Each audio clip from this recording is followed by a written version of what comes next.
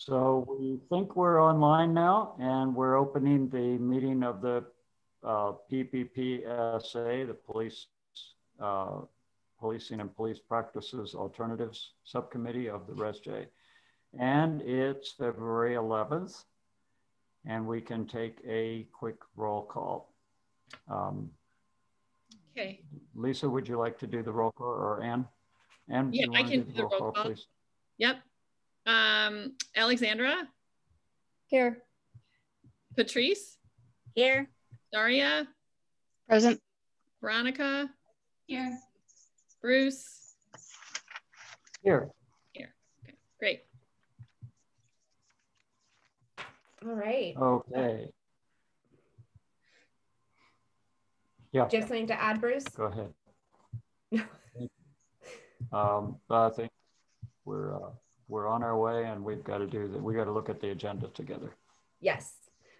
So what I'd like us to do now is we're going to go ahead and review and approve the agenda. And upon reflection, I'm going to do the agenda approval a little bit different to consolidate our timeline on agenda approval. And so I'm going to review that you should have received the agenda. I'm going to review the main areas of our agenda. We'll take any and all changes together in succession, and then we'll address, if there's any changes, how we're going to organize the agenda so that hopefully it will go much faster than it did last time. I found out I have much more freedom to do that than I thought I had. So we're in our opening right now. We'll do our roles and norms. We will review question revisions for the interim police chief, and we will also plan the meeting with the interim police chief, and we will discuss any PPPSA committee chair changes. That's item D. Item E, we will take public comment, and we will close out our meeting with item F, discuss items for the next meeting, and our process observation and appreciations. And so this agenda was created with team input, and Bruce and I did the finalization, trying to keep in mind all of your requests and your voices. Are there any changes to the agenda? Alexandra. Yes, so I got an email from a community member with some information that I was just hoping maybe we could take like 5 minutes to just put out there, and maybe discuss if people feel like that would be helpful. But I think that there's some information that would be helpful to us forming our meeting with the interim chief. Okay. Any other adjustments to the agenda? No, I was just going to second Alexandra's motion, because I think that's really important. I think that we can have a motion for all the changes once we discuss them and just see what. We don't have to have a separate motion for each change that we think about. Okay. So we can just go on with discussing the agenda. That's the part, Patrice, I'm going to do a little bit. I see your hand, Veronica. The part I'm going to do a little bit different this time. Because I have the flexibility, we're not going to do it one by one. I'll take all the input and then we'll synthesize it into a motion to change the agenda. That sounds great. Veronica. Just wanted to add or see if you all are available or interested in adding land acknowledgement to our subcommittee meeting as well. I feel like that's a very important thing to do, and we could keep it, since we only have 90 minutes instead of 120 minutes, we could keep it to a minute rather than 3 minutes or however long we've been doing it in the RESJ committee. But we'd love to add that to the agenda and continue that moving forward. Okay, thank you. Patrice. I think that adds too much time, and we're going over every meeting anyway. So maybe if we can just do one formal land acknowledgement. And Veronica, no offense, I mean, I'm Creek Indian as well, so I get it, but I just think that we don't need to do that every time. And I'd like for our meetings to become more actionable and less just talky. And I feel like that's adding to the talky, because it's We don't have action items on that. Okay, thank you. Any other thoughts about adjustments, changes to the agenda?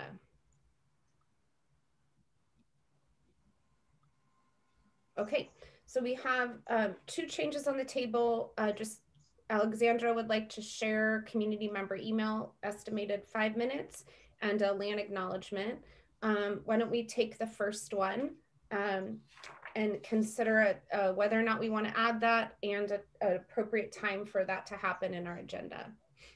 And I'm going to take them separate because it seems we have a different perspective. So I'll let us talk about the second one in just a minute. So any offerings for where that should go? Patrice. I always find it helpful to hear the feedback from the last meeting or things people have heard between meetings prior to our starting, because it informs our entire discussion. So I would say that Alexandra should go first. Okay. Do you want to make a formal motion for that? I motion that Alexandra go first with her words of wisdom. I second. Okay, roll call, Anne, please. Alexandra, Yes. Patrice, Aye. Daria, Aye. Veronica, Aye. Bruce. Yes. Okay, so I'm going to move that and we will hear from Alexandra right before we review the questions for the interim police chief. And the next would be a very brief 1 minute was the recommendation of a land acknowledgement.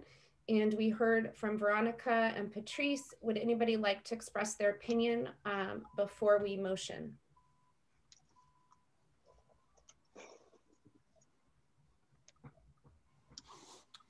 I think that if we can read the land acknowledgement that we've been reading and that the council reads also in 1 minute. If we're not discussing it, it should only take 1 minute. So I'm fine with it either way. And if we wanted to read it this time, I have it here. I can bring it up in front of me. Okay. Would anyone else like to weigh in?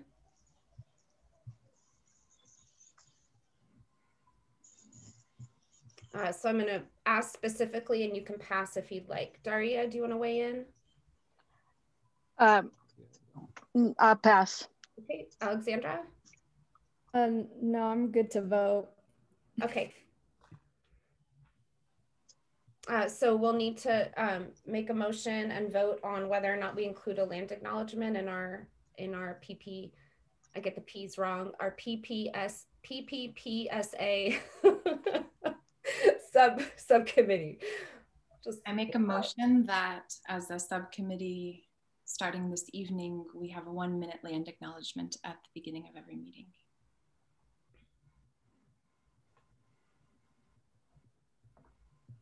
I'll second that. Okay, Anne, can I have a roll call, please? Yep. Alexandra, Yes. Patrice, No. Daria, Aye. Veronica, Aye. Bruce. Yes. Except I can't find it actually. So if anybody has it here, I thought I had an agenda that. Okay, so that passes. We will add a 1 minute or less land acknowledgement to our PPSA meetings. I do have it, but I don't want to interrupt the Zoom to potentially accidentally log out to find it. So I remember it in spirit, and I was going to do one. It will not be the literal. So my respect and apologies to the partnership that happened with town council and our Coast Miwok people, that it will not be the exact words that they wish to have spoken. But I very much hope to hold the spirit of those words in my intention right now.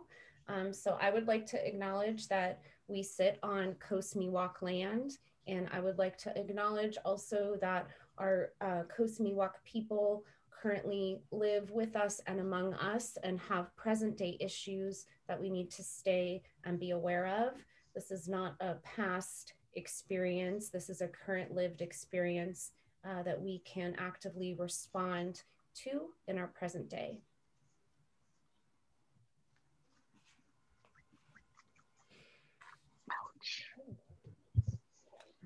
So we're going to go ahead and do our roles, and then we're going to review norms for our meeting.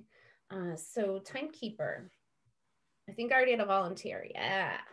All right. Thank you, Patrice. And a process observer for our meeting.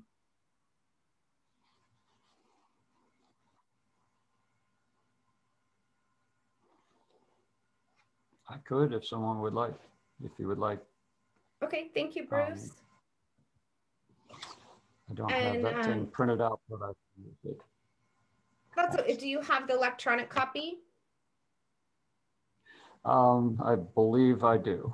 So Anne should have just sent you a refreshed copy, so it's right at the top of your email inbox.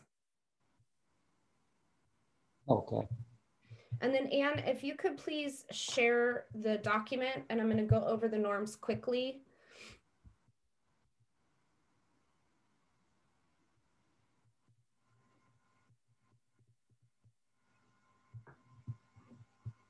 All right. So we have relational norms, which are how we're going to be in community with each other, in relationship with each other. And we want to remember to be brave and take risks, to be open, to honor personal accounts, to show respect, engage in active listening, ask questions and don't assume. Each person has the opportunity to speak, share airtime, and is heard, not up for debate. That was in reference to people's personal experience. Respect response to triggers. It's okay to make mistakes. Values aren't selective. Don't yuck my yum. Be reflective and check in on yourself. Welcome somatic reflection. Own your privilege. Bring community along and foster inclusion. Remember why we're here and why we are the RESJ, and the privilege of leisurely activism. If you could scroll further. We also have some operational norms that you all agreed on. Remember to take short breaks on your own. You don't need to give us notice. Avoid extended breaks to the extent possible. And if you have to take one, notify the committee. If you can't make the meeting, advise ahead of time. Be prepared with your pre-work ready to go, and alert if you can't attend the meeting. We're going to start and end on time. We're going to keep our video on, assign homework and moderation, and have our cell phones on silent. And I'm going to ask us actually today if you could just take 30 seconds and hold a particular norm that you would like to work on during this meeting. And we're not going to share the norm. You're just going to think about it, write it down. Perhaps I always forget I need to write things down, and just hold on to that norm that you want to work on in this meeting. And Anne, you could. I see that the screen's moving down. I was just going to ask if we could show them. Mm-hmm.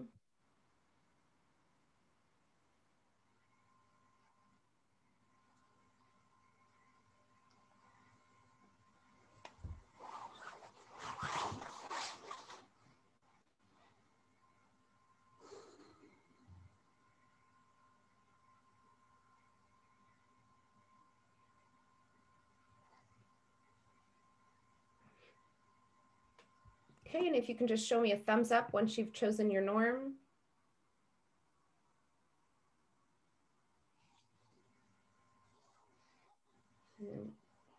Okay, thank you. And Anne, you can take us off this screen. Thank you. And then, so right now we're going, before we jump onto the screen again, I'm going to keep us all together. And we're going to move into item B, review the questions and revisions for our interim police chief. And the first part of that is that I see your hand, just a sec, Veronica. Oh, wait a minute. I actually forgot. I'm sorry. I'm going off my agenda and I even have a note that I ignored. Was that what you were going to remind me of? Thank you. I'm imperfect as well. So we're going to start with Alexandra, and she's going to share the email and I believe a comment on it. Go ahead, Alexandra. Sorry about that. So yeah, I got this email with a couple different pieces of information. And so I'm going to try my best to kind of summarize or just read from the email in efforts to not mess anything up. But so this person, and it says we, so I assume a couple people, have obtained data on all law enforcement agencies in Marin through a Public Records Act request. So they specifically have looked at the last 5 years in Fairfax. And this has gone around Instagram, so you might have seen this, but they found that Black people in Fairfax were over 5 times more likely than white people to be arrested by Fairfax PD and turned over to the DA for prosecution. And Latinx people were over 2 times more likely than white people to be arrested and referred to the DA for prosecution. So within the data, the DA provided a disclaimer that all racial identity info was provided by the law enforcement agencies in the police reports, and that the DA's office did not assign racial identity to any of them. And I guess, so the concern here is that people have been asking for, they've been asking about racial identity data since June from the Fairfax police and have been provided with nothing or led to believe that the data is not kept in their records. And then the arrest data that they obtained is only a small piece of the actual arrests made and citations given by the Fairfax Police Department over that time period, so 2016 to 2020. And so what it is basically, so let's, for example, in 2020, there were 162 arrests and 50 citations, racial identity data only on 30 arrests referred to the DA.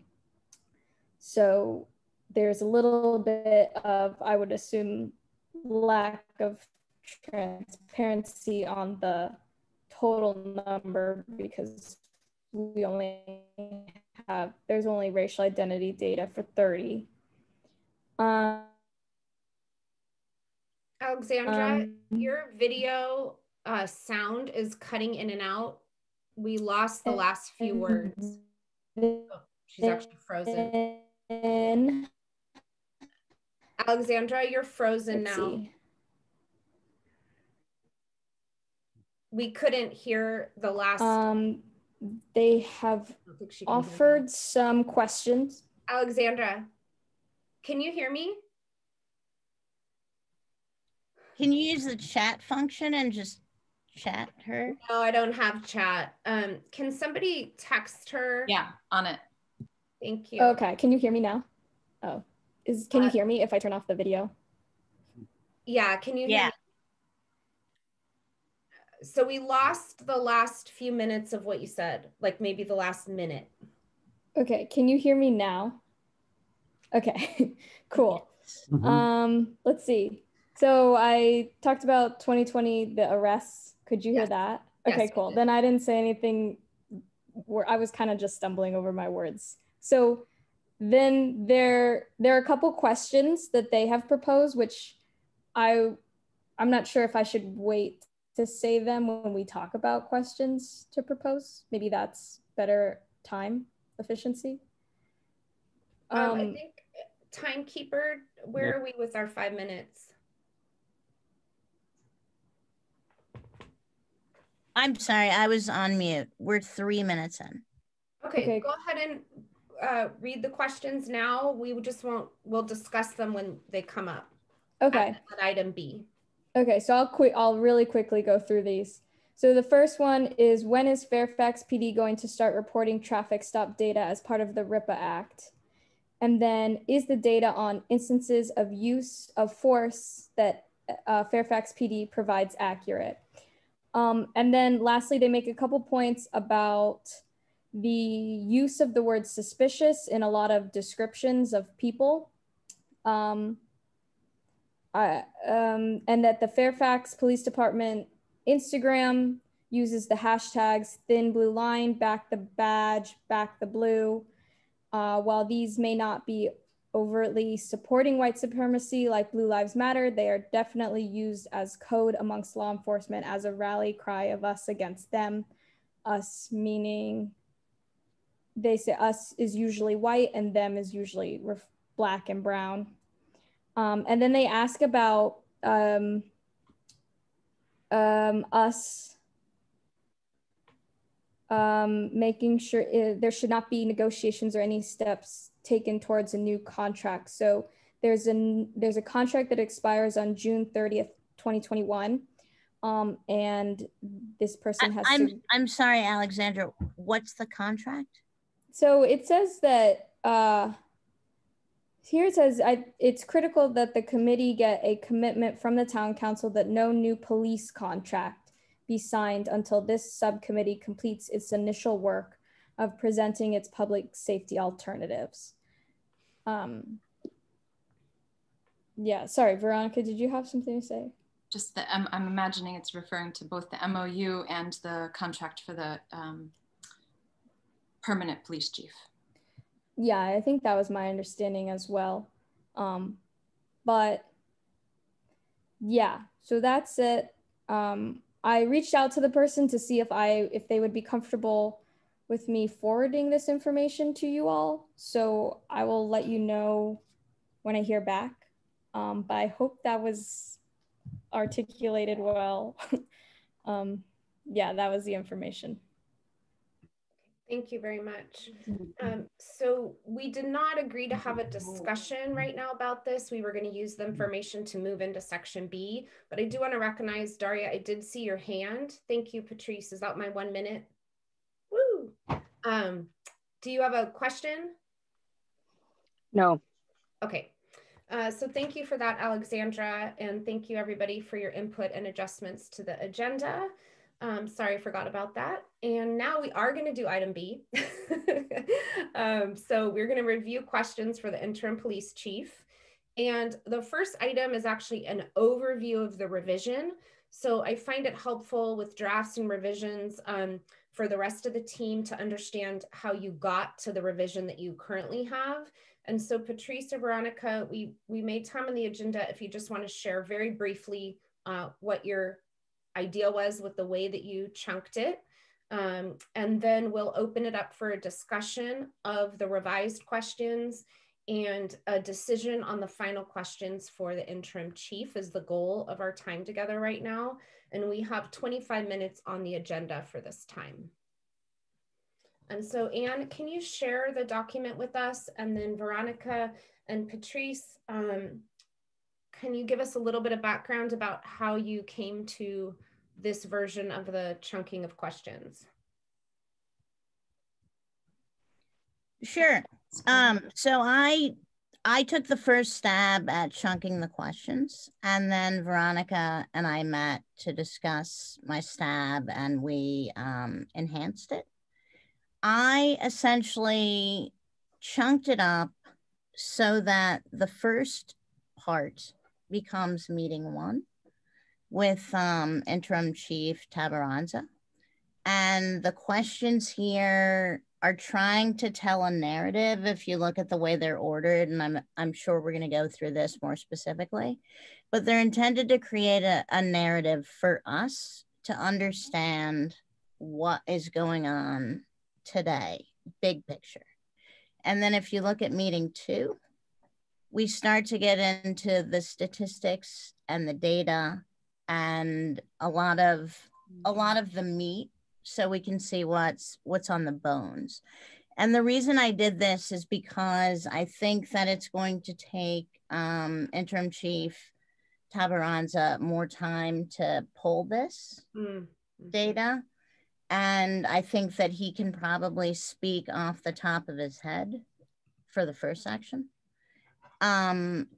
In terms of what Veronica and I were given for this exercise, we didn't delete anything, but we did add questions at the end, and certain questions were rephrased to reflect our norms, because some of these questions were written in a way where we were assuming, not asking. So I really looked for that, because I think that if this is going to work, we have to work with the police chief, not us versus him.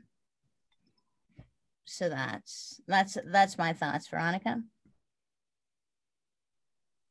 Thanks, Patrice. And thanks again for volunteering at the get-go to orient to this document. It was sweet. It's always sweet to do these little breakout with each other to get to know one another a little bit more. Yeah, I kind of came at the document after Patrice had organized it into these 2 meetings and feel appreciative of that suggestion and the sense of wanting to build relationship with Interim Chief Tabaranza as a subcommittee in the form of the first meeting, and the second meeting being an opportunity to really delve in, just to highlight and reiterate what Patrice mentioned there. The last questions, these were ones that Patrice had selected out that felt, as she articulated, like they weren't respecting our norms. And we decided at the last minute of the time that we had to be able to discuss this document that there were some disagreements between both of us of what questions in this bottom list should or should not be included. And I felt like that was not our job, but our job was to simply bring them back to you all and see how you feel about the questions. And I will say lastly that I certainly want to build a relationship with Lieutenant or Interim Chief Tabaranza and the police department, and feel like it's so important to develop a healthy working relationship with them as the subcommittee, and that it's really important to not shy away from the challenges and the confrontational questions, and that's actually a lot more of our mandate than it is to just be asking the easy questions. So I want to encourage us to discuss what ways some of these last questions might be both held in their power, but absolutely reflecting our norms and respectful interviewing and questioning with the interim chief. And that's all I'll say. Okay, thank you so much. We're gonna open it up for just thoughts, questions, comments. And we're gonna go ahead, I'll call on people raising hands. And I did notice who was first. I think Patrice and Daria, you tied. So I'm gonna go ahead with Daria, Patrice, because you had a chance to speak, and then I'll get right back to you. Daria. Okay. First of all, I'm having a little trouble reading these because it's so small. So it'd be great to have them in a form that I could print out. So I'm going to interrupt you really quickly. Anne, while we're reviewing this, can you copy the link and send it to PPPSA just right now, please, so people can open it on their phone or computer as needed? I sent it to everyone. Everyone should have it in their emails. Thank you. Sorry, Daria, go ahead. Okay, so thank you, Anne. I didn't see it. I want to suggest that one of the things we do as we review these questions is identify the ones that we could answer ourselves by doing a little research so that we don't take up valuable time with Interim Chief Tabaranza. So that's my suggestion. Thank you. Patrice. So I heard something in the run up to this that I'd never heard before. And it kind of changes my thoughts on the strategy of this commission. But I heard that we're holding up the selection of the chief. And I was trying to get down the note for what else we're holding up based on our findings. If that's the case, I think that we should say what we intend to find, because we're not on that path and we should start on that path. And I just say that as a strategist who's gone through this process a couple of times. We need to know how our work is going to be used so that we can set it up to accomplish that end. Daria. I thought that was clear, that we make recommendations to the town council and they determine from there.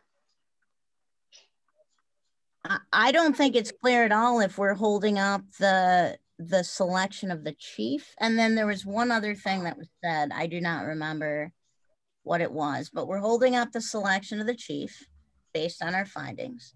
And there was one other thing said. Can anyone remind? The contract with the police department, the MOU, which I believe either one or both would be if the contracts are signed, a 3-year extension of either the MOU or the new contract as the permanent chief. And I don't feel like it's our sole goal to hold those up.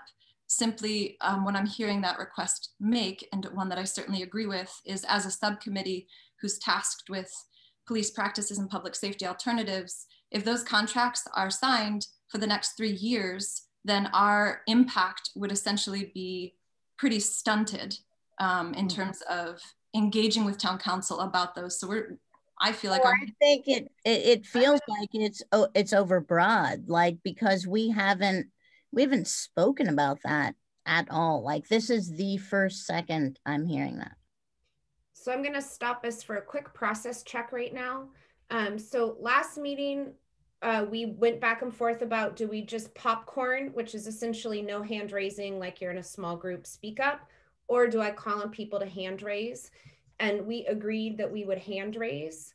And so I understand, Veronica, you were trying to answer a question, which led to a comment. So I just want to do a little consensus here right now that are we going to hand raise, or are we going to open comment? Hand raise. Okay. So then I'm going to, if you jump in, I'm going to give forewarning that I'm going to interrupt you with love and stop you and make sure we're paying attention to the hand raising. Can I have your permission to do that? Okay. So I've lost the order. So I'm going to call you, but I know I'm out of order. My apologies. So Bruce, Daria, and Alexandra. Okay, thanks. I thought that process went well as the process observer. So thanks for bringing that around. As a council representative, I can't say that I can completely answer the questions of what the MOU, what the effect of the MOU would have on it being possible or more difficult for this committee's recommendations to be taken up by council and acted upon. But I think we can learn that as we go forward. I think a better way to, and I also can't make any promises because I just don't know as to how this works and when it needs to be, when things need to happen. I understand that Interim Police Chief Tavaransa, my understanding was the expectation was within about 6 months that we would be addressing from the time that he was named for that. So less than that now, that we would be addressing hiring a permanent police chief. So I can't say right now that the town as a whole can or cannot keep to the idea that we'll put essentially everything on hold and not make any commitments until this committee has finished. And I also appreciate very much what Patrice says, that what do we actually mean by being finished? Is this committee going to end at a certain point? Are we going to have to reach a certain level of recommendations at a certain point? What is it that we're expecting the town to, or wishing the town to keep open for? So I would just like to rephrase that for now to say that the town will make every effort to not make commitments that prevent this committee from having actual effect, and that this committee will try to work to understand what the time frame is of things and try to work with it as best we can. But the city does go on, and the people who work for a living as police have to have some kind of an employment contract. And so that's another side to appreciate. Yeah. So sorry, I don't have more detailed information for you, but certainly Garrett can help us with that. and we can get back to understanding that. Thank you. But I also do think that some of the other questions that Alexandra brought up are represented in these lists. So I think we're on our way to having those. And I guess one more thing I'll say, I really appreciate what Patrice and Veronica did in putting these together. I love the organization of it and the idea of thinking about the 2 meetings. That's great. Thank you very much for that. Thank you. Daria, and then Alexandra. Okay, so it's been more than a month since I reviewed the MOU, but I'm not sure that there is substantial changes that we would recommend. It may be completely unnecessary. I thought we had discussed having Garrett help us better understand that document. So that's my comment about the MOU. And then where did you get this information that we were holding up the appointment of the chief? So I'm gonna,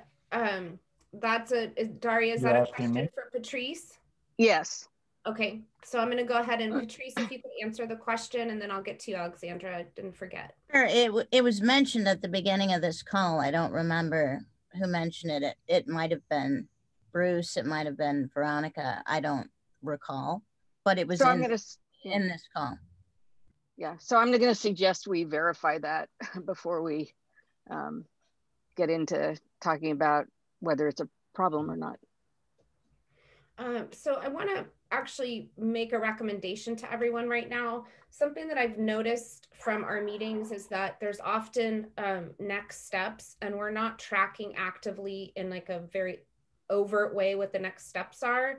And I'd like to recommend, of course, with your approval, that we use Anne's skill set here and her support to name our next steps, with your permission, Anne, of course, and ask her to help us keep track of the next steps, and I will read them at the closing of our meeting.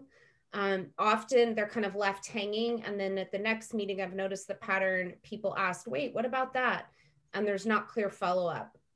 So what do you think about that recommendation?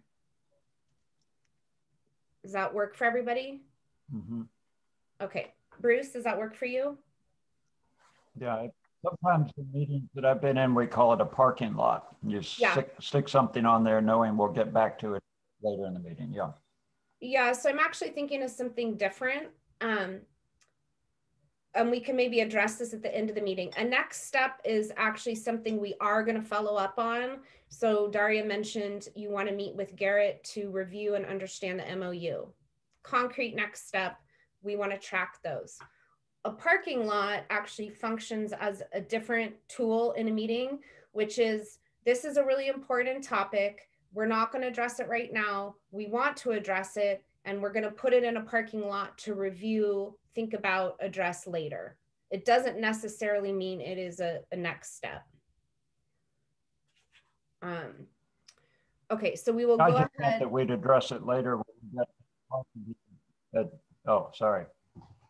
So when we get to the part of the agenda at the end where we talk about the next meetings, then. So let's take one thing at a time. Anyway, yeah. Everybody's good for next steps, tracking them.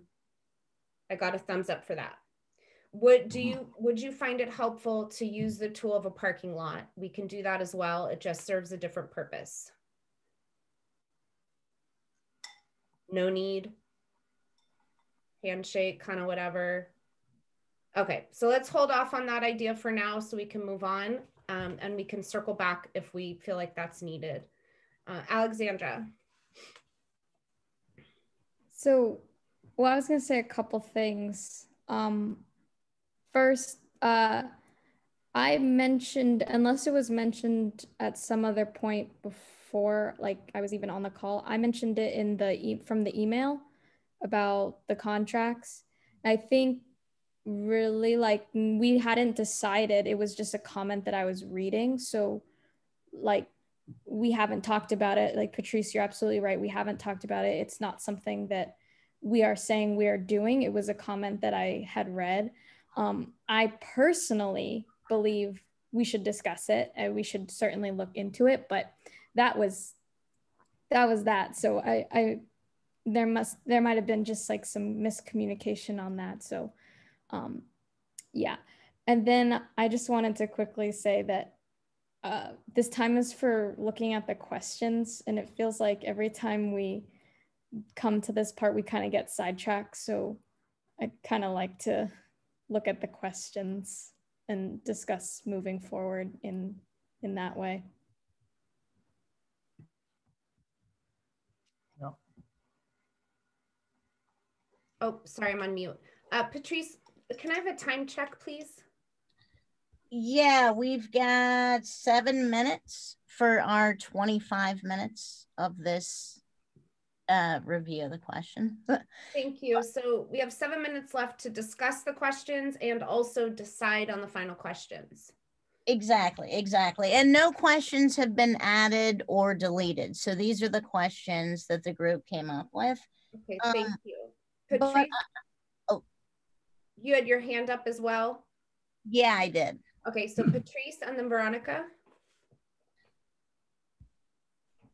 I think I just want to add to our next steps, and I absolutely agree that these are essential because they're action items. I think that we need to add there, per Daria's statement, what is it that we're working towards? Our findings should ratify what we're trying to accomplish. So what is it? Are we looking for a chief? Are we looking, like, what are we doing? Veronica. Just want to name in terms of the questions, I'm so grateful that a public records request has been made, and just want to thank the members of the public that are doing that. And really, that's amazing. You're doing a lot of work for us, essentially, and work that I hope we get to be doing as a subcommittee. And want to suggest that perhaps we just focus on the first meeting questions right now and finalize those first questions, and then can digest from that using the second meeting questions as the framework for what we choose for the meeting that's after our first meeting with Interim Chief Tabaranza, to make it just digestible in the next 5 minutes now.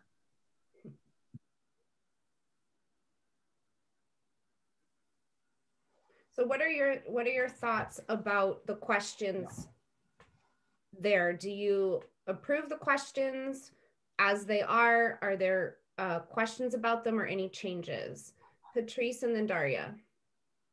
As the person who wrote these questions, and as a group we came up with them, I recrafted some of them so that they were positioned more accurately, but I need to know what we're doing.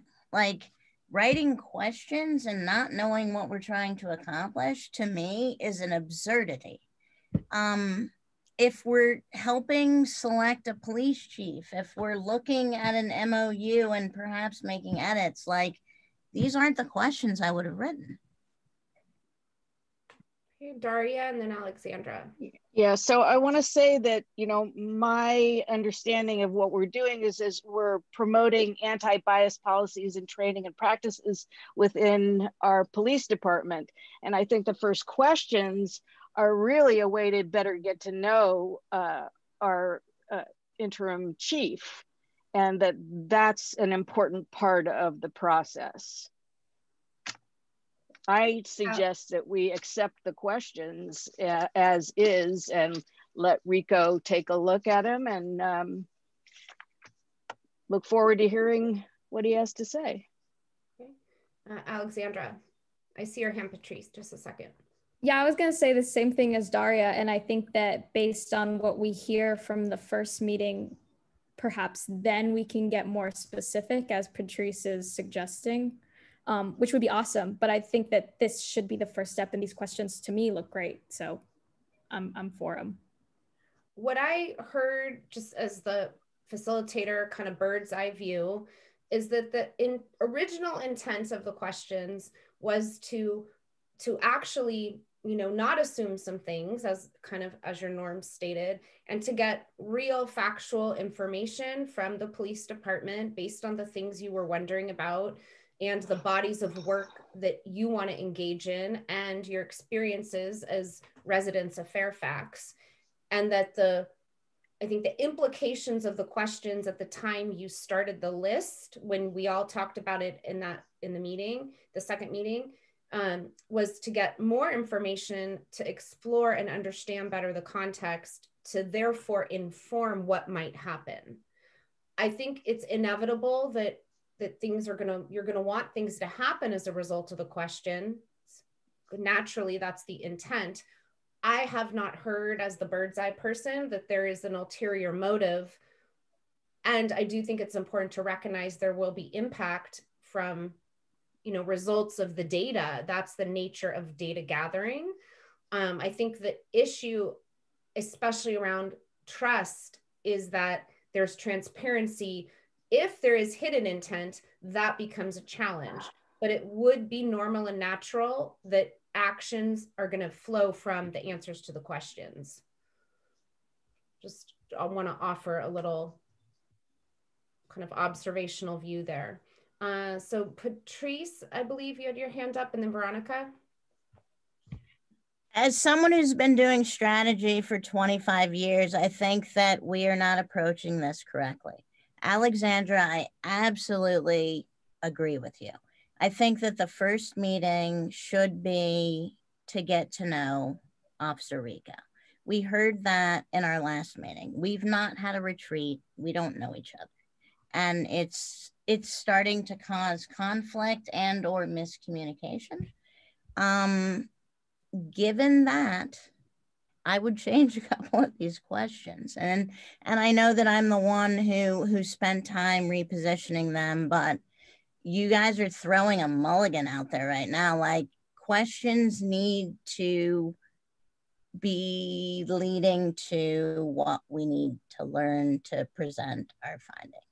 And I feel like we're giving that a very short shrift strategically right now. Okay, so Veronica and then Daria.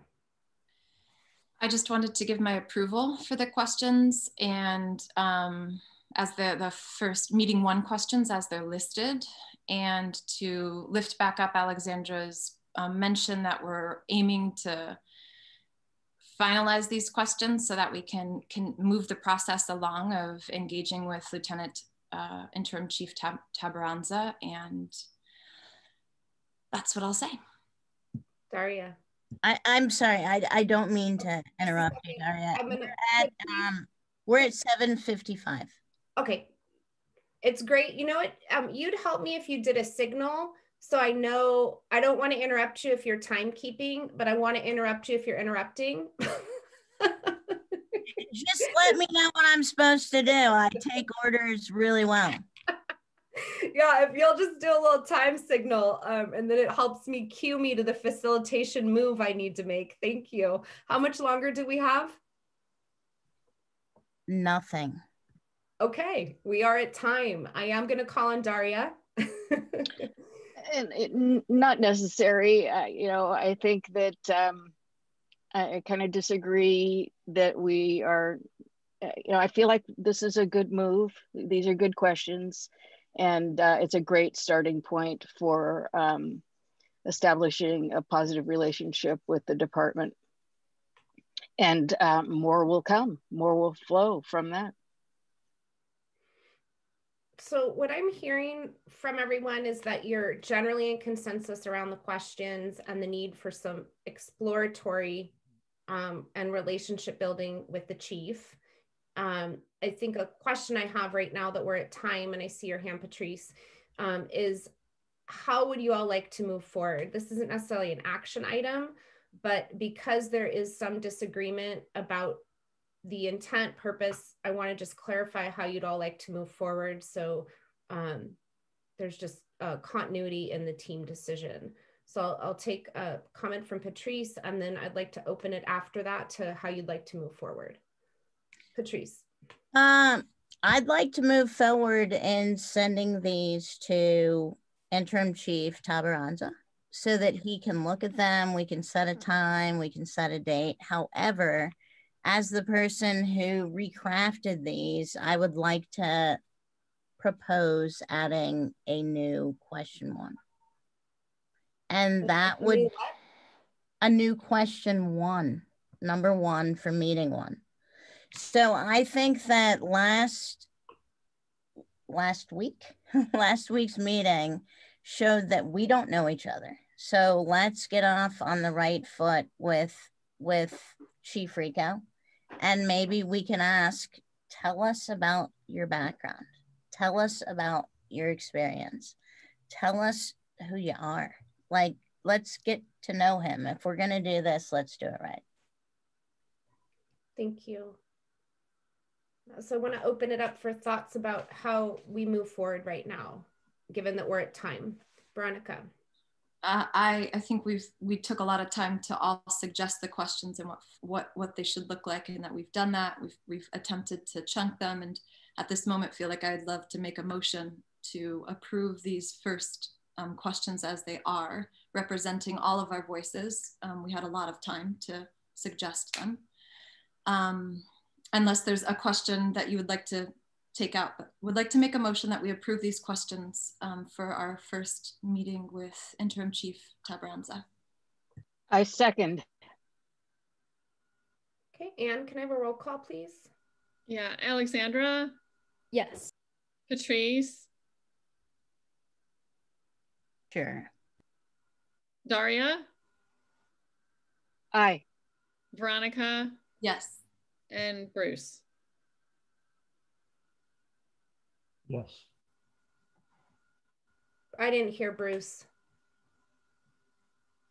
It's Okay. Yes? Yes. Okay. Yes. Okay. Okay. I like the questions. Thank you. All right. So we will move Yes. forward. We'll move forward with these questions. We will move on now to item C. Can I ask, Thank you. We're at time. So we'll move on to items. So in terms of just a process question, I guess, or just to complete. So Bruce, I don't know if you can hear me, but you're cutting in and out, and I'm sorry I interrupted you, but I can't hear you or see you. Oh. Okay. Oh. Oh. Well, I'll turn my video off, and maybe that will help with the audio. That's much better. Thank you. Okay. So I'm just wondering, just to confirm, it's better? Okay. I'm wondering if we are all in agreement that we would invite, if he can come, that we would invite Interim Chief Tabranza to our next meeting, which would be 2 weeks from now. Is that everyone's understanding, just so we can be clear, and then I will transmit those questions to him. Okay, we got all thumbs up. So we're going to officially move into item C, and we have 25 minutes here to plan the meeting with Interim Chief, at which point we're going to think about what I wanted to do is give us time to brainstorm goals and outcomes for the meeting before we actually jump into the planning part of it, so that we can make sure the agenda and the planning of the meeting is aligned to the intent that you have for the work. And then what we'll hopefully do is finalize a draft agenda tonight that then, because I know that we have a decision about the committee chair, but as of now, the committee chair is Bruce. Bruce and I would take this agenda recommendation and finalize it for the following subcommittee meeting. So we got thumbs up. So can we open it to goals and outcomes for this meeting? And then we have 25 minutes total. This is some of the most important work I think we can do to get the agenda right, is just get very clear as a team on goals and outcomes. So if we could have about 5 minutes, Patrice, for this part, 5 to 7, and we'll just do a time check at 5 minutes and see where we are. So what are thoughts about goals and outcomes for the meeting? And I'm going to make sure that everybody has a chance to speak. So I'm going to do just a round robin where you can share your thought for that. And I'll start with Patrice. Sorry I'm speaking so much this meeting, but this is important to me. And I feel, again, like we've been thrown a mulligan. We should have known what we were trying to accomplish with this committee prior to doing this exercise. I just feel like I would have done it completely differently. But knowing that, I would say that our first meeting should have the outcome of a relationship building session with Interim Chief Tabaranza in the form of a casual, if casual can happen, question and answer. We have questions, he's got answers. But I think that, you know, the second meeting's got all the data and the statistics. So let's get this one casual, get to know him. Thank you. Other thoughts? We'll go with Daria.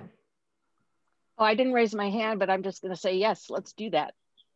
Okay. I know you didn't. I'm doing a whip around. I was kind of unclear about that. And so I'm just calling up people. I'm going to keep you on your toes tonight, everybody. Random calling. No, that's not a thing, but it is a thing, but not for this forum. Do you have any other thoughts about outcomes that you'd like to see happen at that meeting? Daria, any other thoughts? Oh, no. That was it. Okay. On to Veronica. I'd love to suggest that we each split up the questions so that we all get the opportunity to speak and engage with Interim Chief Tabaranza, and of course introduce ourselves, as well as, you know, just that informal or formal, depending on how you see it, chance to just let him know our names and maybe how long we've lived in you know, whatever feels appropriate, but have the chance to actually make it a dialogue in that way. And I'm curious if we feel like we want to have Interim Chief Tabaranza there for the entire 90 minutes, or I'm feeling like it would be helpful to definitely debrief as a subcommittee before we have our second meeting with him. And so I'm just quite curious about, does that mean we have an hour and a half on this agenda that we're planning for this first meeting? And then we have our next subcommittee meeting on our own 2 weeks later, and then welcome him back at the meeting after that? Does that feel like? Yeah. So I think we'll take suggestions now, get all the ideas on the table. And once we kind of see the big picture of what all of you are thinking, we can make some decisions about how you roll through the timing. Bruce, thoughts about goals and outcomes?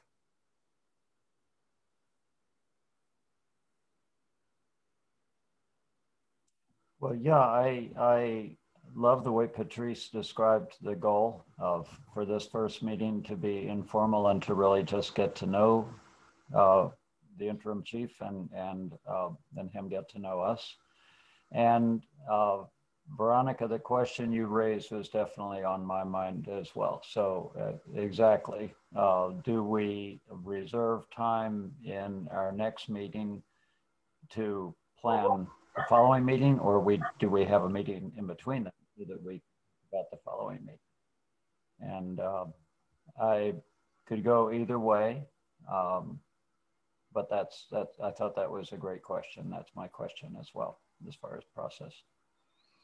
Thank you, Alexandra. I think, oh, sorry, if I leaned it either way, it would be toward having enough time at the to really hear the interim chief, and then maybe have a meeting in between. So Bruce, your video has a little delay, and I think I've interrupted you a couple times because I thought you were done and there's a delay. So I apologize for that. Are you done? I'm done. Okay. I'm done. If you heard me, yeah. Yeah. Okay. Thank you. Alex, sorry about that. It's cutting in on our end. Alexandra. So I feel like we all generally share the same goals and outcomes. And I'm all for like us introducing ourselves and him introducing himself, but I really think that the questions are what's important. And we're talking about creating action. And so I think we got to get straight to the questions. And I'm not saying we should take away from introducing ourselves and not being personable. Like, I don't think we should be rude or anything like that, but I think that we're all here to create action and change. So I think we should just go for it. And I don't think, you know, he knows who we are. He knows this committee and that we're going to be preparing questions and giving them to him. So, you know, I don't think we're catching anyone off guard or intentionally trying to like hit him from behind. You know, we're being pretty transparent here. But that's how I feel. I'm ready to start making some change.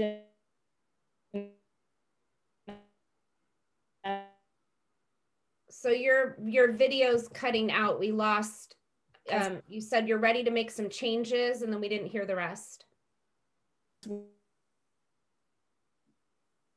We can't hear you. Am I the only one? Okay. No. She's I'm like, is it, y'all gonna think I'm crazy here. Okay. So Alexandra. Oh, while she's frozen. I know, just a second. I want to make sure we can't get her back. Alexandra, can you hear me? We talked about the contract. Oh. Okay, let's go with Patrice, and then we'll hope she can jump back in the room with us. Now we lost. Yeah, and Anne, if you'll just keep your eyes out that she doesn't show up, that she shows up in our room.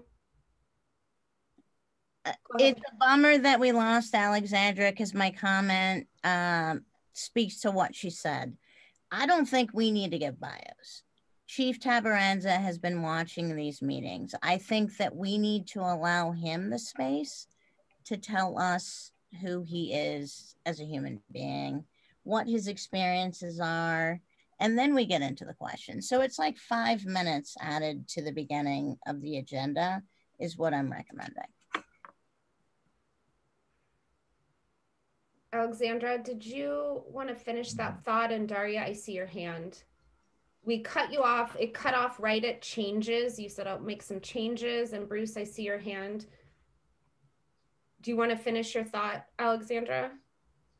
No, that was pretty much it. I didn't say anything that worthwhile after that. So we're good. Okay. I'm sure it was worthwhile, but okay. Daria. Yeah, I just want to say that I'm confident that all of this is going to get done at this meeting. And let's just move on and agree that we're going to do it. Bruce. And I would suggest, I like what Patrice says, and I guess I had been assuming, I'll turn off my video. I hope you can hear me now. That's better, yeah, thank you. I'll talk slowly. I like what Patrice has said, and I had been assuming, I guess, without thinking about it, that Chief Tabaranza would say something about himself. So I certainly don't want to rule that out or say he can't speak to anything other than the question. So I'm sure he'll tell us something about himself. He's told me something about himself when I've talked with him, and it's quite interesting. So I certainly expect that.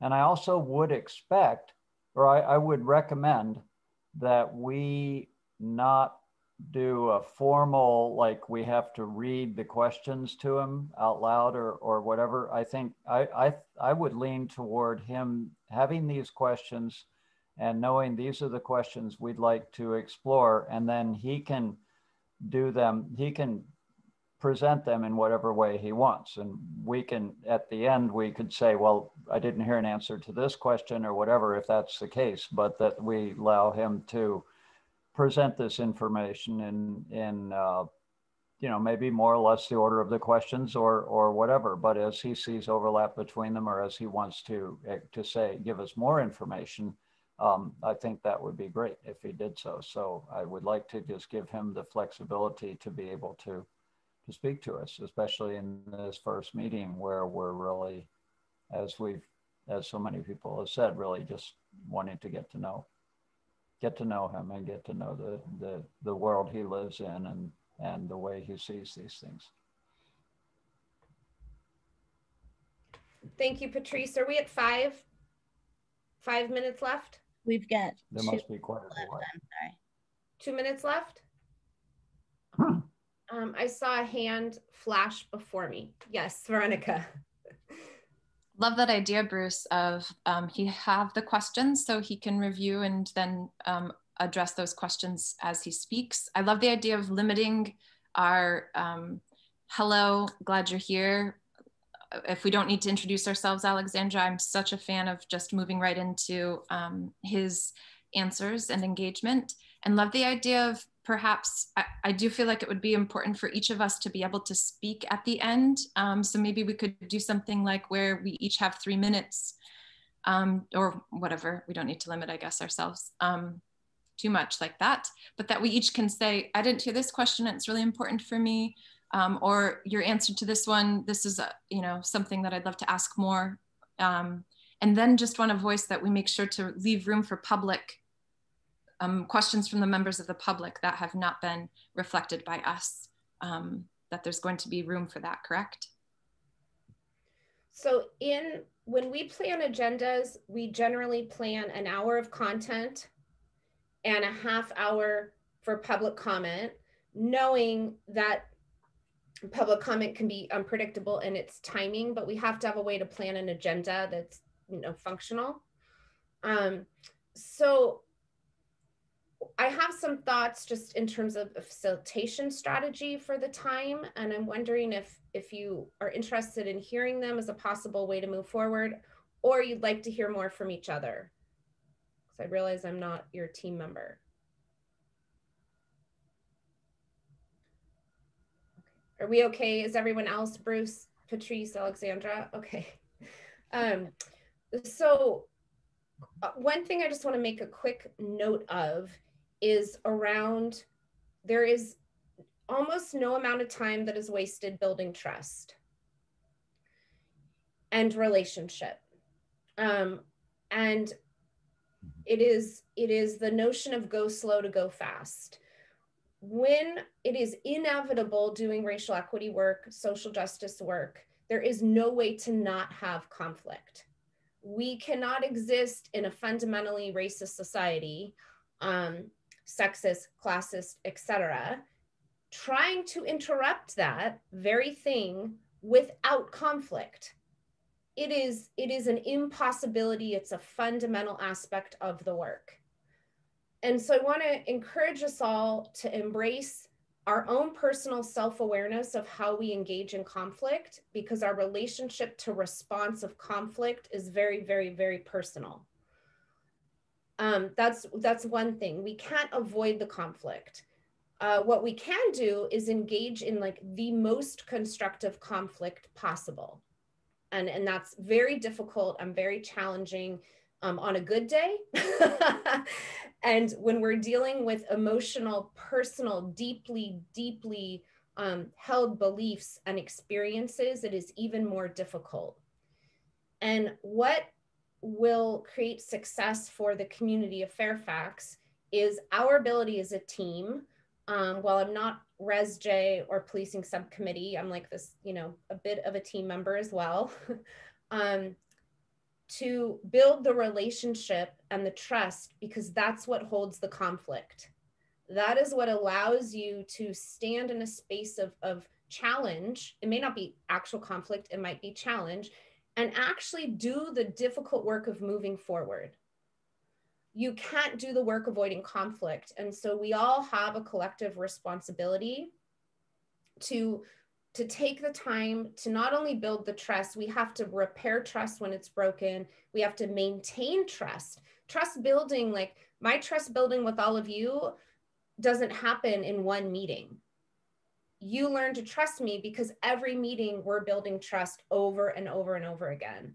So I apologize for the time I'm taking, but I think it's really, really important that when you are about to get into some of the most contentious, challenging topic of our current time, this, you know, it's a tiny town of Fairfax, but it exists in an extremely painful and challenging time for both police and the community, that you do take the time to trust build.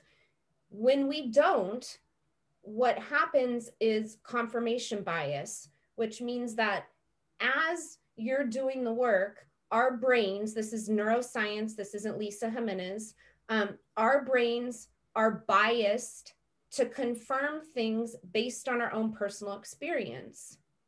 That's how we make sense of the world. When there's trust and relationship building, and we know each other, it helps us understand each other to be able to do the work and not just rely on our own life experience and the bias that we all hold. We all hold them. They're impossible not to hold. And so that trust and knowing each other, it becomes essential. It's like if my best friend pops off at me, I'm probably going to accept that fairly well because I know she loves me and has the best intention and you know, cares for me as a person. I trust her. If a random person pops off at me, I might not respond so well, right? Because I don't have the trust in the relationship. So I want to highlight that in relationship to what happened at our last meeting and in relationship to the different kind of tidbits that you all have brought up, and in relationship to moving forward, especially as a policing subcommittee. Not only the relationship that you're going to build with your interim chief, but the relationship that you're all modeling. You're modeling a relationship for the community. And I guarantee it will get heated at some point.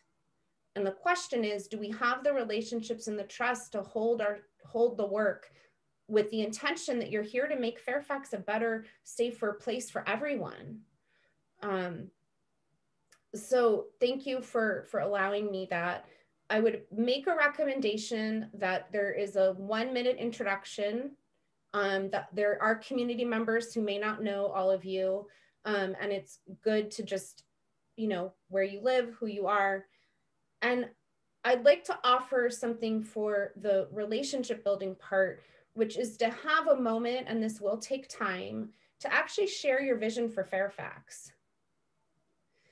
Because my hunch, and knowing all of you, not knowing the interim chief, but that you're going to find, you're going to have some differing values, but you're also going to hold some common values.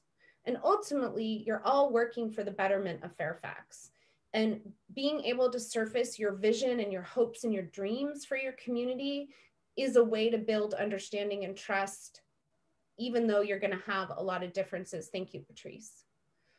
So my offering would be to do a 1-minute introduction each, share your vision for Fairfax, and the chief could do just a 3-5-minute introduction of his background if you feel like that's important. And then you'll need to make a decision about how to handle the questions, and if all you're going to do is have him answer them, or it's going to be a dialogue, because it's going to impact what you can cover.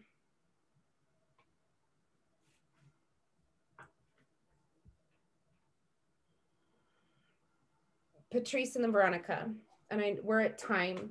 I know that. Yeah, we've got to go to public comment probably soon. It's 8:20, but I just wanted to say that I think dialogues are always more productive, especially in intro meetings. We don't want it to feel like us against him. Let's get to know him and be real and be ourselves.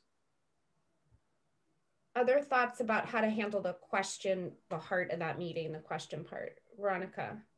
I know I initially mentioned this dialogue sense, but value the idea of what Bruce brought up, that if he has the questions ahead of time, he knows what they are. We don't need to necessarily read them, and he can share his answers to those questions. I feel like there's a lot of information and story that I'm eager to be listening to. I think a lot of us are, of hearing and listening to what responses he has, and so want to make more space for that. So I just want to reiterate that statement Bruce made of Interim Chief Tabaranza being able to answer those questions, and then have each of us share a further question if we felt like there was one that didn't get answered, and then to make space for public questions from the public, and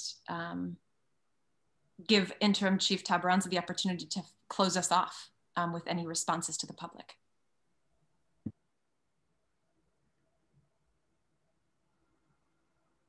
Mm-hmm.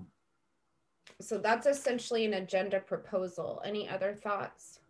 You have an hour. So introductions, you have an hour and a half. Intros are about 15. And then you're going to have about 45 for just, I want to like really name this, 45 for the questions, answers, and then opening to public comment. So Bruce?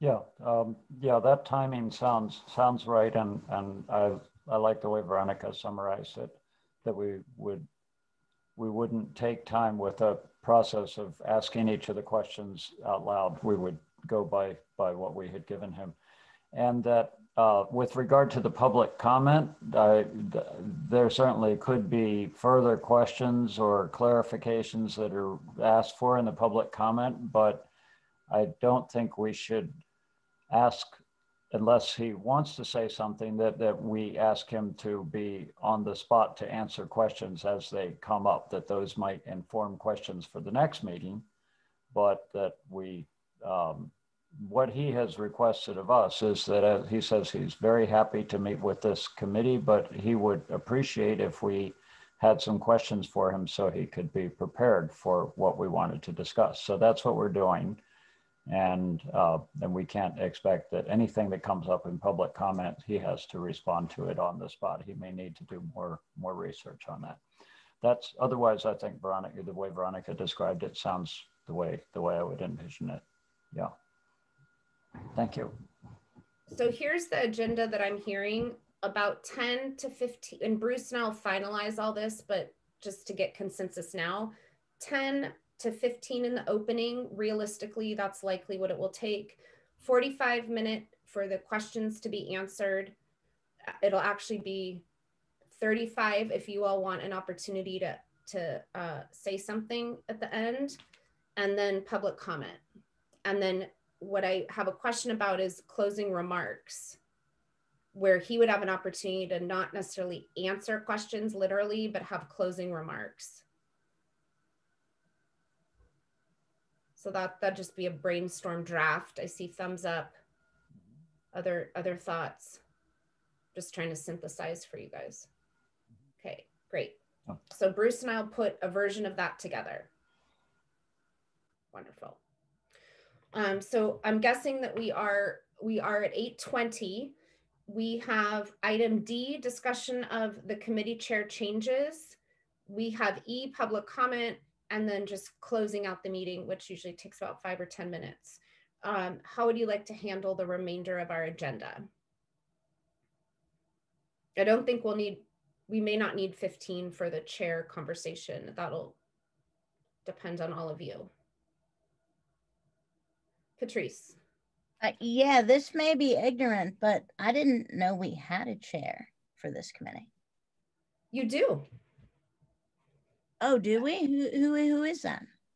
Bruce was in. He is the chair. Kind of a. I don't know what the word is, Bruce. You're shaking your finger. Am I wrong? I think we were waving to each other. Oh, okay. Bruce, do you want to? It was by default, I would call. Yes. And what we've been doing as chair, the main thing that we've been doing, working with Lisa on the agenda. So other than that, that's all the chair has been.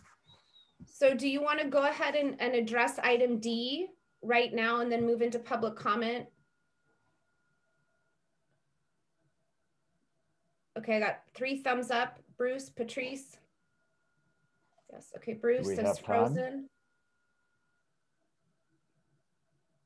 Can you answer yes or no, Bruce? Oh, Yes, if we have time.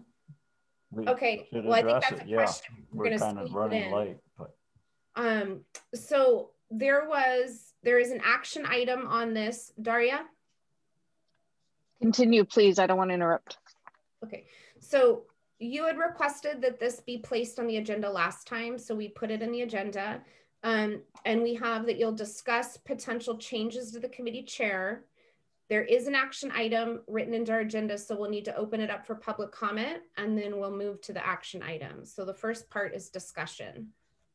So I'm going to open it up. And Patrice, if you could put 10 minutes, I'm going to try to shorten this for us and see if we can accomplish it. 10 minutes on the clock, and I'll open it up to discussion. Daria. Didn't we agree upon a nice, a simple, straightforward mission and vision statement, given that the RESJ has its overall mission statement? I thought we had a discussion about this last time. We did. We're talking about committee chair changes. Oh, I'm sorry. I'm off. Okay. I'm going to suggest that there's a co-chair or someone to work with Bruce who, because you're not going to be here forever. And it might serve us to have someone else absorbing some of that great information and learning how to be a good chair or co-chair. Thank you. Other thoughts? Veronica. I feel really excited about the way that these public committees and boards are an opportunity for members of the public to really step into leadership roles, and really appreciate the amount of time that Mayor Ackerman already puts into our town. And I know that you've mentioned yourself, Bruce, many times about a lot on your plate, and feel conscious of that, and feel like this is an opportunity for one of us to step into being the chair, and would love to push for that and suggest that happen. Thank you. Other thoughts? Patrice.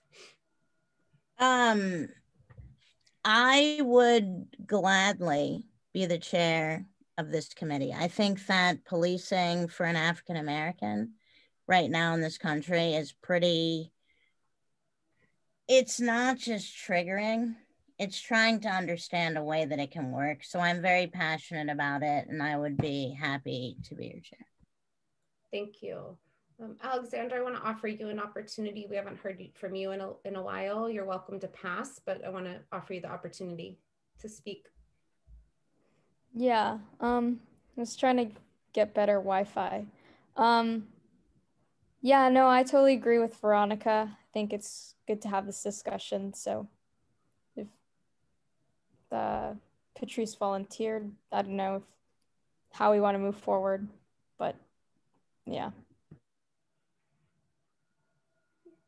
Veronica. Thanks, Patrice, for offering. I would love to nominate Alexandra, if you're willing.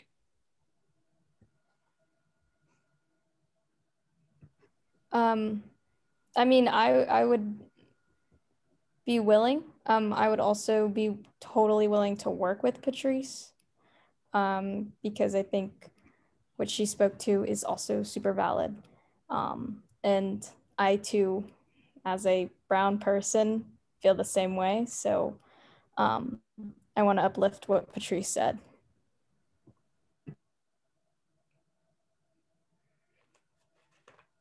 Other thoughts about how to move forward? We have an idea of co-chairs, of one chair. Bruce. So as I said, I hope you could hear me, that really what, as chair, the only special role, especially with you, Lisa, coordinating the meetings, and as has been mentioned, that won't necessarily go on forever, but the role right now of the chair is just to put together the agenda, working with Lisa And I really do appreciate, this is what I wanted to say, I really appreciate that we have at the end of our meeting to talk about what we want to see on the next agenda, because that means that the chair isn't sort of driving the agenda, driving the meeting. It's just really, we're getting the full committee to say what we want on the agenda. And then we just, the difficulty while you're doing the agenda, as Lisa is right in the middle of that, is time. It's really hard to squeeze it all in. And that's what we mostly talk about when we do the agendas. So I think it would work just fine to have, if you folks are interested or willing to do it, that Alexandra and Patrice could be co-chairs. That might work very well. And at this point, I certainly hope that we continue our process of all of us being able to give input to the agenda at the end of each meeting. I think I see your hand, Patrice. I think that in many cases, the chair holds a lot of power. And with the fact that I do equitable and equity-centered rather facilitation, and that this is a RESJ subcommittee, I offer the chairperson work as a more social justice oriented collaborative kind of chair process. So I appreciate you highlighting that, Bruce. And Patrice. I was just going to say that I'd be more than happy to work with Alexandra as co-chairs of this committee. And Bruce, I hear what you're saying, that, to date, only agendas have been done, but I love Lisa's suggestion of next steps. And I think that with Alexandra and I working together, we can get those wrapped up and moved forward, because that takes more time than, just an agenda. So I love that idea.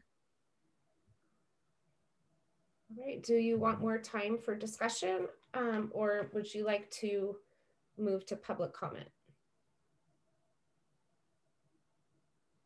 Move to public comment? Okay. And so in the past meetings, because this is a subcommittee, there's a little more flexibility. You're welcome to motion and then take public comment, or simply take public comment, and then motion on anything that you would like. Just take public comment. So I think we didn't make an agreement about whispers. But you know what? I really have to acknowledge the creativity involved in what just happened. And I can't ignore it. I can't ignore it.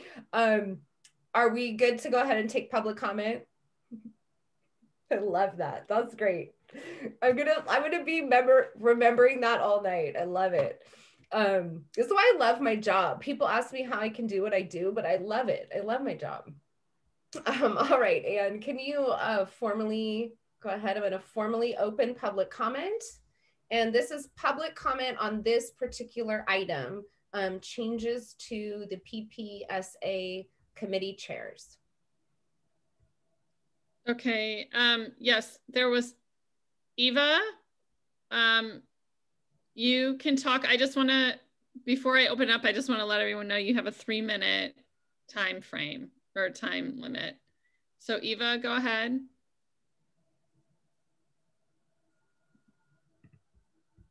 Yeah, I'm sorry. Is this general public comment? This is public comment specifically related to committee chair changes. And then okay, sorry, I apologize. I will stand down then. Thank you. No problem at all. As soon as we close out this item, we will be opening it to public comment. Okay, thank you. So stay tuned. Do you have any other public comment, Anne? There's no other hands.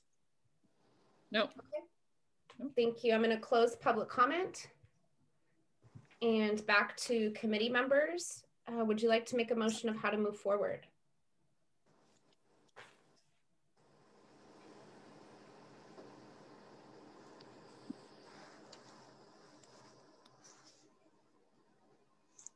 I motion that we adjourn. It seems like we've gone through everything that we have on the meeting. I'd be happy to send you and Bruce my notes so you can put together the agenda and the Q&A for Chief Tabaranza. Thank you for that. We actually have an action item on the table that we need to close out, and we need to take public comment and close our meeting. So there's a motion to close the agenda right now, which I want to honor. You're looking for a motion about the we can't hear you, Bruce. You're looking for a motion about the chair. I understand. So that's the motion that Lisa is asking for. Yes, but I also don't want to disregard Patrice's motion. Patrice? I think we've already done both, right? Alexandra and I are co-chairs.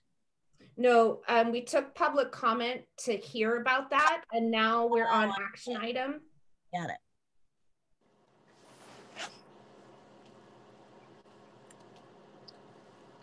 We should have a motion for that, a motion and a vote. Okay. So, Bruce, I'm really sorry, but I can't hear you. We missed the whole first part of your sentence. And Anne, you had a comment? I'm sorry. Okay, that's much better.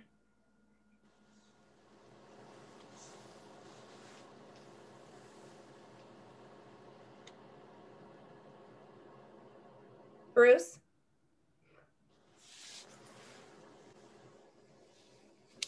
Oh, well, all I said was that I believe we need to have a motion and a second and then a vote on the question of appointing new chairs or co-chairs.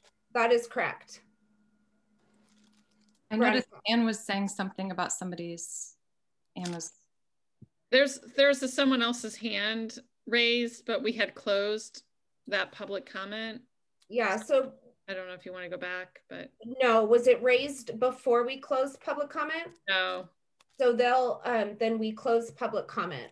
Okay. Thank you for mentioning it though. There's an opportunity for general public comment that's still coming up in our agenda. I see that person on my screen, so if you could maybe delete them, that'd be great.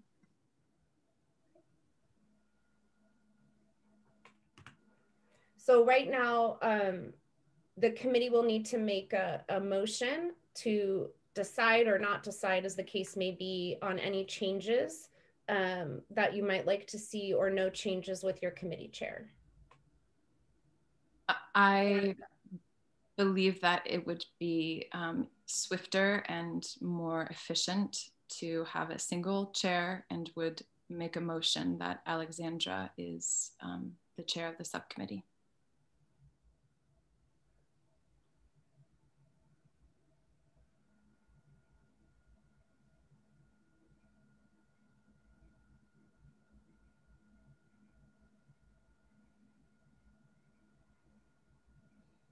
So at this point, you can second the motion, or you can also make another motion, a different motion.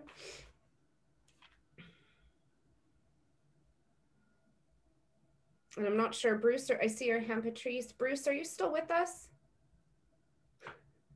Can you hear us? Yeah. Okay, great. I just want to make sure. Yes, I can hear you. I just turned my video off to make it. Okay, perfect. Thank you. Patrice. I believe teamwork makes the dream work, and I would love to work with Alexandra, because I think that if we're going to do this effectively, it's bigger than a one-person job. So I'm going to second Veronica's motion. Okay, so Veronica made a motion that Alexandra is the chair, and Daria seconded the motion. And then Patrice, because it wasn't a formal motion, that was a comment, not a motion. I'm going to go ahead and ask, I just want you to understand why I'm moving to a roll call right now. So I'm going to go ahead and take a roll call on the motion on the table.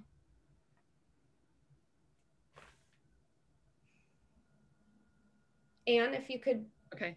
Alexandra? Yeah. Patrice? Aye. Daria? Aye. Veronica? Aye. Bruce? Aye. Okay. I'm sorry, I didn't hear Bruce. Aye. Aye. Thank you. Thank you. So the motion passed. Alexandra, I know technological challenges here, is our PPPSA chairperson. All right, moving ahead. So Alexandra, we'll work together to plan the next agenda. All right. So we're going to go ahead and open it up for public comment.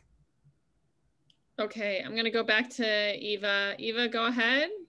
And Anne, it'd be helpful if, even if you just do it on a piece of paper, we're going to give 3 minutes to each person. If you can give a 1-minute warning. Okay. And then just a stop, even on a piece of paper works. And if you remind me, we can talk about that offline. Okay. No, that's fine. I'll just do 1 minute left. Okay, go ahead, Eva. Thanks so much. Can you hear me? Yes. Terrific. Ava Crisanti here. Excuse me. I'm just trying to drop into as many meetings as possible since Monday to let people know that this coming Monday, I'll have a website up with my 41-minute interview with Sheriff Robert Doyle. I understand this is about Fairfax policing, but it also, all of this takes place in the larger context of policing within the county. In the interview, I asked him about 3 different topics. I asked him about the very, very, very shockingly high arrest rates for Black individuals in the county of Marin by the sheriff. And this was far higher than the arrests that you see compared to demographics in the Deep South, in counties across the Deep South. In the Deep South, it's common to have Black individuals arrested at a rate that is 2 to 3 times their demographic presence in counties and parishes. Here in Marin, Black individuals are being arrested by the Marin County Sheriff at over 8 times their demographic presence in the county. I have a series of different, releases from the county. One covers sheriff arrests from 2015 to 2020. Either they lost data prior to April 2014, or they just never recorded racial demographics prior to that, which is pretty concerning and troubling. Fortunately, the district attorney's office did save data for arrests referred to prosecution from 1990 through 2020, which shows that the rate for Black individuals when compared to white and Latino individuals over that 31-year period is 8.88 times their demographic presence in the county. The issue here is that the county, well, there's lots of issues here, right? You have 1 minute left. Thank you. The county knew about this, that there was a problem because there were lawsuits that were very courageously brought by Black plaintiffs in the 1990s. The county was on notice that there was racial harassment, racial discrimination, and racial profiling by the sheriff department. And the record speaks for itself. The data is pretty shocking. I'm just asking groups like yours to be aware of this. I have asked the Board of Supervisors and every single city council that where the sheriff does, police in the unincorporated areas to demand a state and or federal civil rights investigation into the demographic data. Thank you very much. And this interview will be available on Monday with all the accompanying data, transcripts, and an article. 2 other topics were covered in this interview very quickly. The 2019 SWAT team raid and the 2020 November 1 200+ Trump car caravan that invaded Marin City. His responses to that are absolutely fascinating. I'm not much of an interviewer, but Sheriff Doyle really delivered. So I hope you'll check into that on Monday. Thank you. Okay, thank you. Okay. The next hand I saw was, I had Brian, but his is down now. So I don't want to say your name wrong. Naomi? Naomi? Naomi. Hi. Thanks for letting me speak here. I want to say thank you and wow to Eva for providing that information to us just now. Really appreciate that in-depth look at things. Thank you for doing that research. And I want to thank all of you for being there tonight and continuing to push forward on this incredibly important topic. And I want to thank Alexandra for stepping forward to be the new chair. I think that will be really great for our town to have you chairing this committee. And just want to also just kind of continue to push the idea that this is, you know, intended not only to be a police practices committee, but also a public safety alternatives committee. And that the public safety alternatives are perhaps as important or more important than just the police practices. So I hope everyone will keep that in mind as you move forward. Thank you so much. Great, thank you. Okay, the next person, I did see Brian's hand up, but then Brian's gone. So I don't know. I don't see any hands currently. But Brian did, you know, I don't know, maybe he'll be back.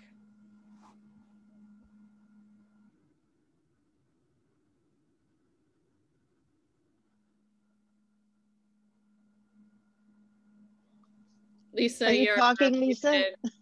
Oh, I was talking. Are there any more hands right now? Anne? No. Okay, so I'm going to go ahead and close public comment for items on the agenda. And we need to take public comment for items not on the agenda. So I'm going to go ahead and open up public comment for items not on the agenda. Okay. And are there any hands up? I don't know. She just talked, so I'm not sure. Do you want to talk again? I'll let her in. Yeah. This is for items not on our current agenda. Yeah, I appreciate that. I just wanted to let you guys know that when I stopped talking, I actually got removed from the meeting completely and had to re-enter the meeting, which isn't what usually happens. So just a little heads up that something was off there, and it just so that doesn't happen with somebody else. Thanks. Thanks. Yeah, that's an error on my end. I'm not sure how to let people talk without letting them in. So I'll have to work on that, but thank you for bringing that up. I'm gonna have to do it again though, because you're on our screen. I'm sorry. So just join with the other link again. Okay? Okay. Okay, thanks. Okay. Are there any more hands? Anne, are there any more hands for public comment? Okay, so we're gonna go ahead and close public comment now.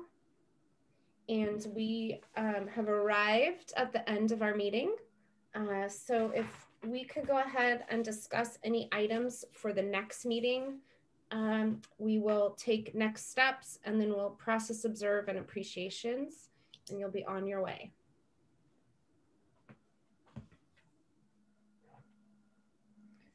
So on there's a question in regards to the next meeting, and whether or not that meeting will take up the meeting with the chief is going to take up your entire meeting. And then your subsequent meeting would be a debrief of that meeting. So as we talk about items for the next meeting, I just want to bring that back into the conversation that was on the table. Daria. My personal preference is to give as much time as possible to meeting with the interim chief and have the time to sort of let the experience percolate and discuss it at another time. Other thoughts? Patrice. Anne, can you make sure that we all have the MOU? I don't have it in my files. Yeah, I can lead you to the website. It's on the website. Is that correct, Daria? Because you got it from there? Okay. I'll send it to this group again so you all see it. Alexandra. Yeah, so I guess, Anne, is it best if I forward that email that I read off of at the beginning to you to send out to everyone, or can I just send it to all of them? Send okay. it. I think I think it's safer for you to send it to me and then I'll send it out. Yeah. Okay, great. So other items or thoughts for the next agenda? Do we have consensus that that agenda will be the meeting with the chief for the entirety of your time? Bruce is nodding. Great. Patrice? No opinion? Okay. Alexandra? So am I correct in understanding that if the interim chief is available for our next meeting will be with him, and then the entire agenda is however it is split into introductions and questions, but that's the meeting is dedicated to that topic? That's the question on the table right now. Okay. And I got consensus from everybody that yes, the whole meeting would be dedicated. You and I would look at the draft agenda we all created together and we'd finalize that. And then it's sent to Anne and published for public viewing. Okay, so I suppose a question that I would propose to the committee is because I don't want to assume that the interim chief is available on the night of our next meeting. So if that were the case, are there other topics that we feel would be productive to have our meeting be productive without the chief? So I'm not sure, actually, Bruce, wasn't it confirmed he is available? Bruce? He is in the public. I haven't confirmed for that specific date. Okay. Yeah, we could ask, and we can also change the meeting and have a special meeting if we needed to, but we can just ask, I believe. Okay, so that's another option. Yes. Veronica. I think Anne was just going to mention, but Interim Chief Tabaranza has been with us, I think, the whole meeting, and his hands raised, so he might be able to answer that question really quickly. Yep. That. Okay, I'm going to try this differently. So I'm going to, Rico, I'm going to, can you talk?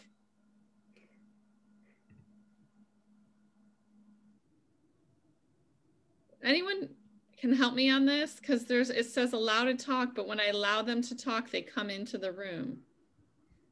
So that's because for them to talk, when you have a panel for them to talk, you have to give them permission to be a panelist so they can speak. And I don't have access to know what it looks like on your end. So promote the panelists. Okay. Yes. Yes. But then I allow them in the room. See, here he is. Okay. Well, and hello. then there we go.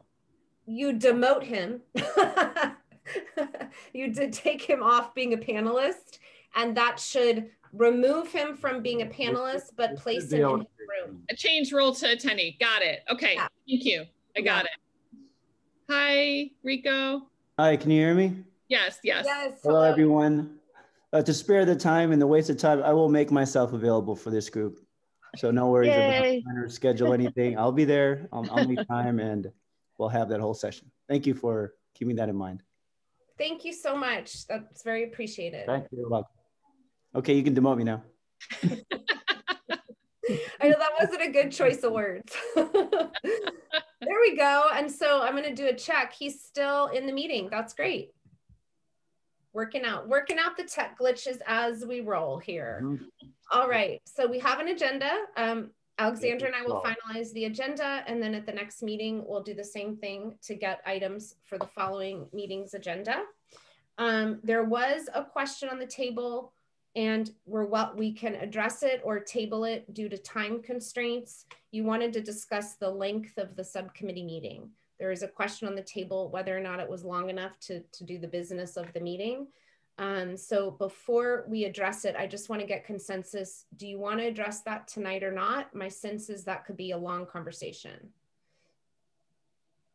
Okay, so no, we're not. I'll add it to our next closing of the meeting. Alexandra, are you okay with that? Great. Anne, can you read our next steps? And then I'm going to ask, so that people don't have to take notes at this late hour, which will slow us down, if you'll send those next steps to our subcommittee. Okay. I might be a little lost because I'm not. Yeah, I was also going to say next steps typically work best if you assign a person to each step. So if we're just getting a list of next steps, no one knows what we're supposed to do. I'm about to, but I need her to read them first. Thank you. I'm sorry. I don't know what to tell you. So there was a next step that was mentioned in the beginning of the meeting that you were asked to write down. Did you write it down? Yeah, I did do that, which was for Garrett to explain the MOU. Yes. Was that one of them? Yeah, and then that's great. And so I'm going to stop you on that one. Can someone follow up with Garrett about the MOU?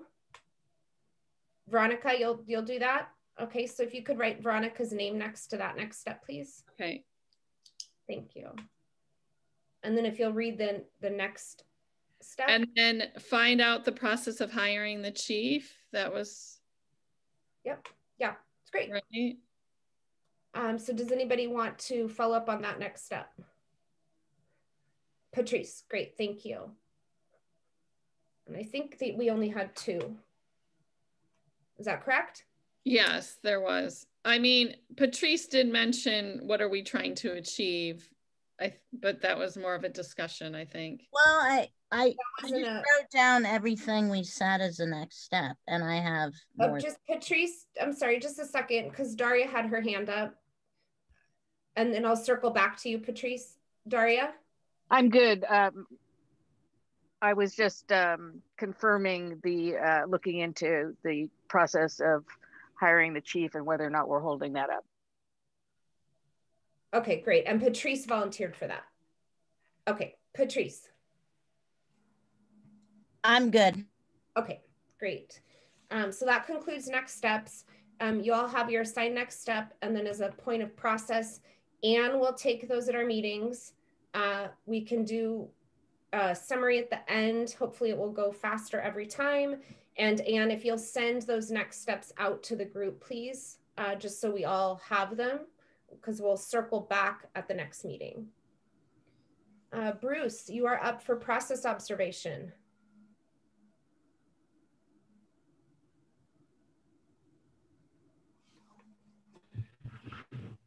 Well, first of all, I'll apologize for my internet connection.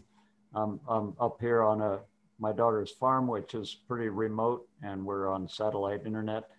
At least one other person had problems with internet, so that kind of gets in the way of the process, but it's hard to know what to do about that if that's all you've got.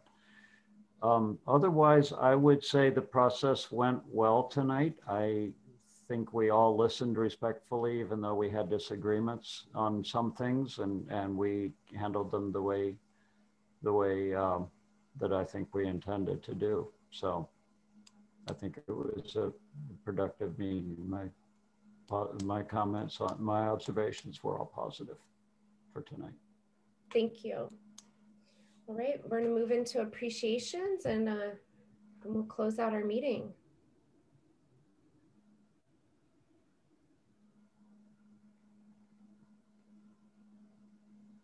Alexandra, I'm really grateful for you. I can't hear you. I'm sorry, Veronica. Can you hear me now? I can, yeah.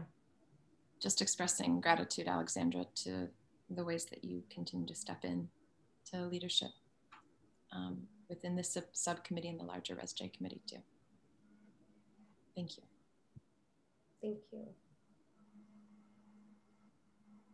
I want to appreciate everyone for being brave and doing things that are difficult and continuing to work together in a collaborative way for the betterment of Fairfax. Thank you.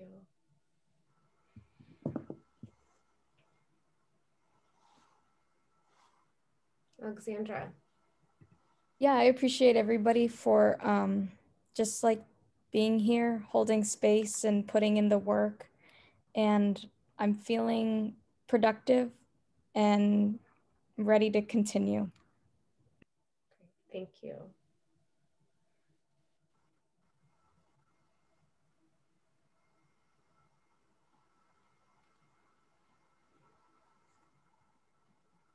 All right. Any last appreciations? Okay, well that concludes. Oh, Daria.